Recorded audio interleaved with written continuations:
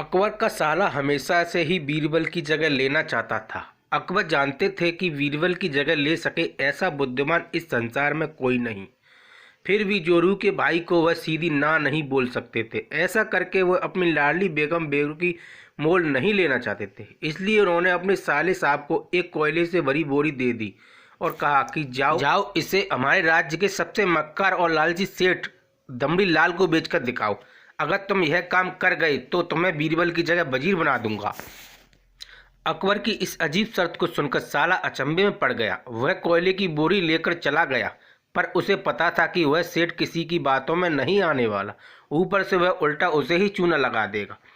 हुआ भी यही। सेठ दमड़ीलाल ने कोयले की बोरी के बदले एक ढेला भी देने से इनकार कर दिया। साला अपना मुंह लेकर वापस लौट आया और अपनी हार स्वीकार कर ली। अब अकबर ने वही काम बीरबल को करने को कहा। बीरबल को सोचे और फिर बोले कि सेठ दमड़ीलाल जैसे मक्कार और लालची सेठ को यह कोयले की बोरी क्या मैं सिर्फ कोयले का एक टुकड़ा ही 10,000 रुपये में बेच जाऊंगा।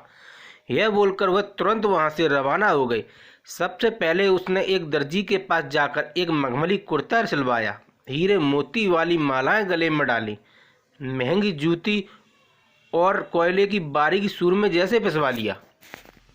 फिर उसने पीसे कोयले को एक सूरमे की छोटी चमकदार डिब्बी में भर लिया। इसके बाद बीरबल ने अपना भेष बदल लिया और एक मेहमान घर में रुक गया।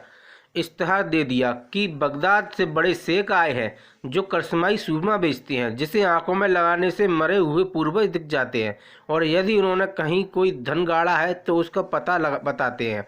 यह बात शहर के आग की तरह फैल गई। सेठ दमड़ीलाल को यह भी बात पता चली। उसने सोचा जरूर उसे पूर्वजों से कहीं ना कहीं धन गाड़ा होगा। उसने तुरंत शेख बने बीरबल से संपर्क किया और सूरमे की डिब्बी खरीदने की पेशकश की। शेख ने डिब्बी के 20,000 रुपये मांगे और मोल भाव करते करते 10,000 में बात तय हुई। पर सेठ भी होशियार था। उसने कहा कि मैं अभी तुरंत ये सूरमा लगाऊंगा और अगर मुझे मेरे पूर्वज नहीं दिखे तो मैं पैसे वापस ले लूँगा। बीरबल बोला, बिल्कुल आप ऐसा कर सकते हैं। चलिए शहर के चौराहे पर चलिए और वहाँ इसे जांच लीजिए। सूरमे का चमत्कार देखने के लिए भीड़ इकट्ठा हो गई।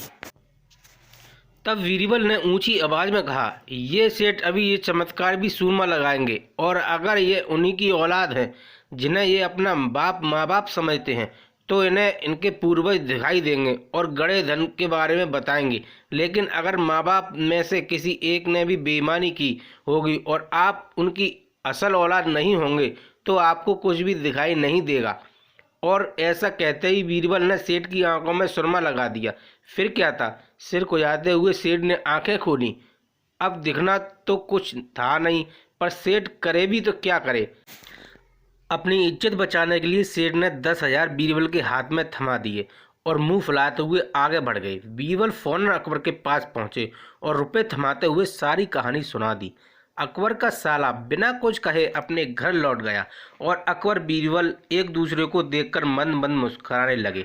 इस किस्से के बाद फिर कभी अकबर के साले ने बीरबल का स्थान नहीं मांगा।